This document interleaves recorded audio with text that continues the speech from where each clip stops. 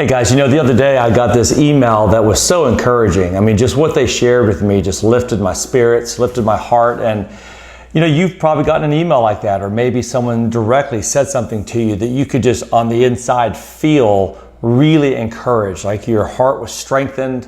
And man, when that happens, it's just a gift that somebody gives you. And psychologists talk about these two categories of motivation that exist. If you're ever trying to motivate somebody, one of them, which is kind of the easier form, is known as an extrinsic motivator. These are going to be those motivators that are outside of a person. So maybe you motivate somebody with money. Hey, if you achieve this or do this for me, I'll give you this.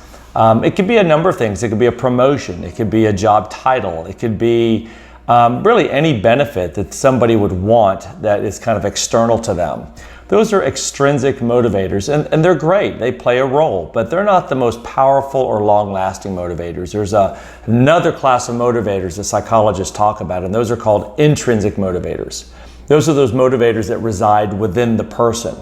And there's a number of those, but let me share with you what I think is the most powerful intrinsic motivator. And this is what happened to me on this email that I got, and maybe even for you, it's going to resonate with you. It's known as an identity motivator. And this is when somebody says something directly to your identity and who they say that you are, that encourages you, strengthens you, and makes you actually feel good about the person that you are. This is when somebody goes to somebody and says, you know what I love about you?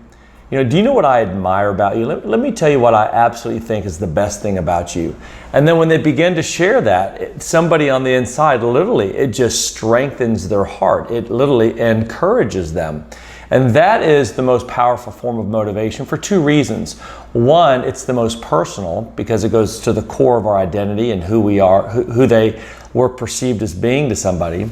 And secondly, it's because we as human beings have a natural desire to live consistently with the identity that we have.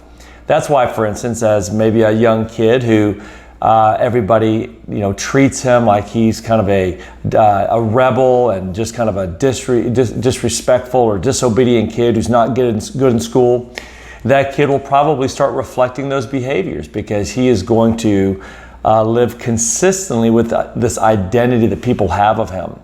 So the identity that we recognize somebody to have, that person is not going to just feel great about it, but they're going to want to actually live up to that identity that we give them. And I want to share that with you guys because I really think that today more than ever, I think a lot of people could use a healthy dose of identity motivation.